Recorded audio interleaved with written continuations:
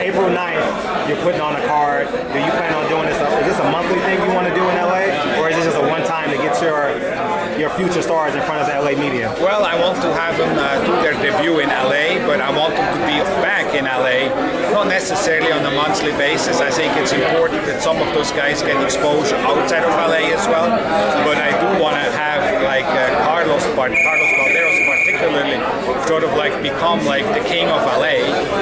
There was always that one fighter who sort of like was LA, was Southern California, and right now we don't have that. You know, we had Oscar, there was Fernando Vargas, and before that there were so many other great fighters which fought at the legendary Grand Olympic Auditorium.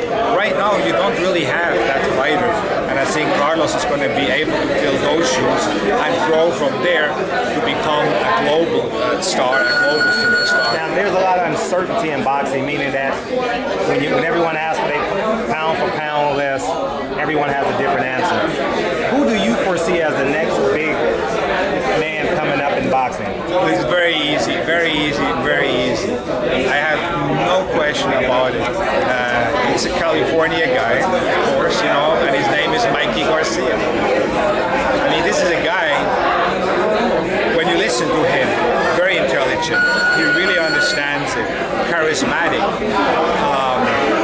He can fight. Bilingual. I mean, tell me what he doesn't have. Tell me what he doesn't have. Now, did you see the Jacob Triple G fight? Yes, I did. What was missing in that fight, would you say? You're the promoter.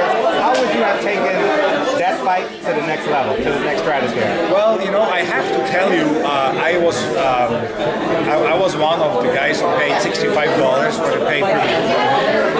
I had my sons came home from college. They go in LA in college, and so we were at home. We had a barbecue, and we watched the fights together. They brought some friends over as well from college, and you know what?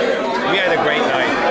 And when the fight was over, when the card was over, I was telling my wife, I said, you see, this is why I love boxing pay-per-views. If the fights are good and entertaining, it's just fun.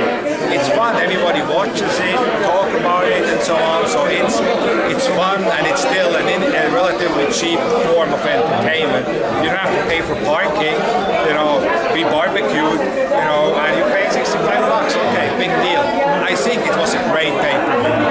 And as a fight, as a Golovkin-Jacobs fight, I think it was a very evenly matched fight. I think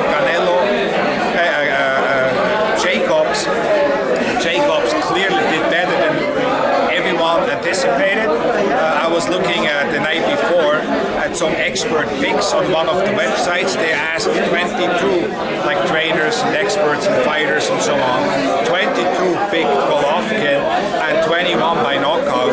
So, you know, Danny did fantastic, and I think Golovkin in his last few fights, truth be told, you know, has peaked a little bit. Let's be honest.